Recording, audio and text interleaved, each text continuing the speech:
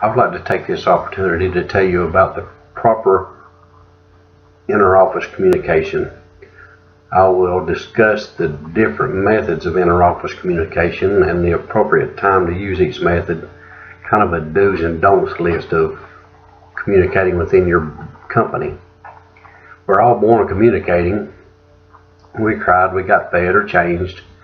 From when we laughed, our parents knew what it is we liked to keep us happy, so hopefully they did it for us. People generally take communication for granted and fail to realize the importance of good, effective communication and how much it really means to us.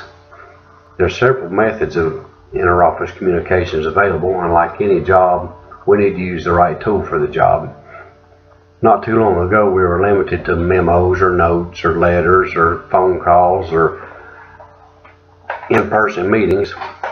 But today we have, with the technology we have all those things along with emails or text messages, instant messages, internet-based meetings that allow us to attend a meeting sitting at our desk with someone halfway around the world.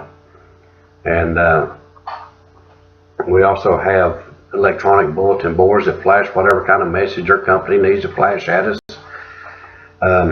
Most companies now have some kind of a training program to mold their employees to whatever they think they need their employees molded into. And this training kind of communicates this information to the employees. So much effort's been put into making communication easier, but what is the proper use and when? Emails are great for letting a lot of people know some information at once, but emails need to be kind of short and to the point. If you put too much information in an email, important stuff might get looked over by the recipient. Emails should only be used for good news or neutral news. They're kind of impersonal, so they should be used for something like discussing a schedule, or maybe offering an attaboy or a job well done to somebody. But some of the drawbacks to emails are they're not very secure.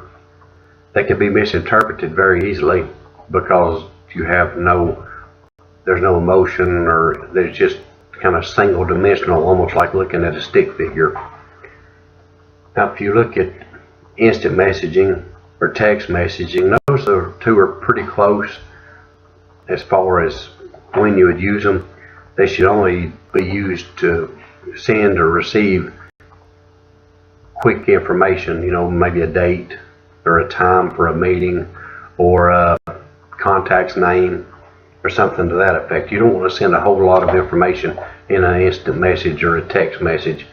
They're not very professional ways to communicate, and they're not very secure either. And typically they're not taken very seriously. Phone calls are a somewhat personal way to communicate inside a workplace. I guess that they could be a second best for delivering bad news, but still not optimal. Phone calls can be made as conference calls and used as sort of an impromptu meeting. Phone calls typically allow people to say things to someone that they wouldn't say to their face. They get kind of brave on the other end of a phone. Phone calls aren't very secure, and cellular phones fall into this category, but I want to talk about them just a little bit later. Bulletins, memos, and notes are a popular method of interoffice communication. They're very informal but can still be used to give good news, say for congratulations, meeting a specific goal, or neutral news like a change in work hours. I wouldn't tell someone they were fired by leaving a sticky note on their office door or announce a plant closing on the corkboard.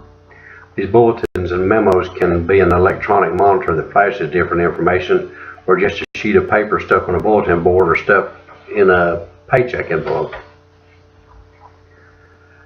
Next we have meetings. They can be one-on-one or face-to-face meetings or group meetings with a single speaker or multiple speakers.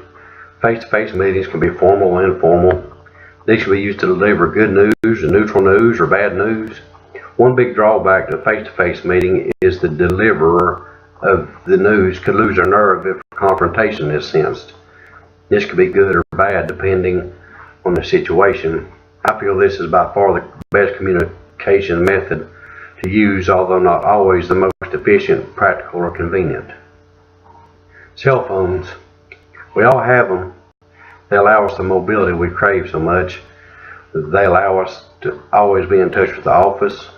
But some of the things that need to be considered about using a cell phone for business. We have to watch the volume of a conversation. It's very easy to be eavesdropped on. So security on a cellular phone is a major concern. Also, there's a chance of losing your phone, so that presents another security concern. Next on the list are a couple of forms of informal communication. And we've all used it at one time or another, and it can be very damaging to business or very bad for morale, as gossip and a rumor mill, or scuttlebutt as it's sometimes referred to. This is pretty self-explanatory. This type of communication is impossible to control and rumors should be dispelled as soon as they're heard. Communication is probably the most effective tool in the business arsenal if done properly. The important thing to remember is what means of communication to use when, and in this day and age, what method is the most secure.